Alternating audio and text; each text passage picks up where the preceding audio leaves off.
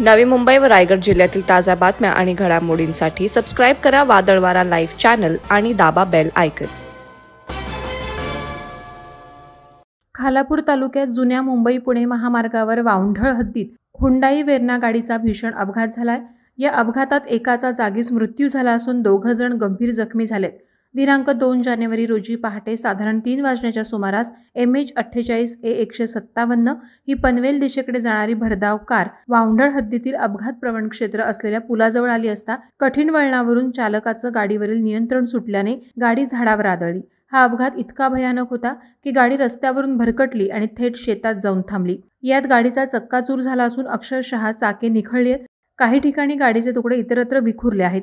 गाडीची अवस्था पाहूनच अपघाताची भीषणता समजते।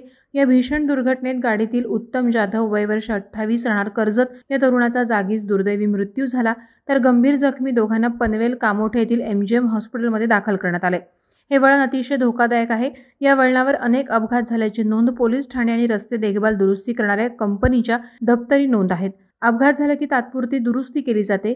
या पुलाच्या आणि वळणाच्या दुरुस्तीवर एवढा खर्च झालाय की यात दुसरा पूल तयार होऊन वळण देखील सरळ करता येईल। असं असताना देखील किती बळी गेल्यावर यंत्रणेला जाग येईल हा प्रश्न उपस्थित होतोय।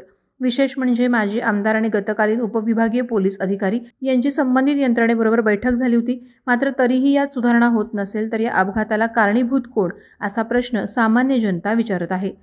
वादळवारा लाईव्हसाठी अर्जुन कदम, चौक। नवी मुंबई व रायगड जिल्ह्यातील ताज्या बातम्या आणि घडामोडींसाठी सबस्क्राईब करा वादळवारा लाईव्ह चॅनल आणि दाबा बेल आयकॉन।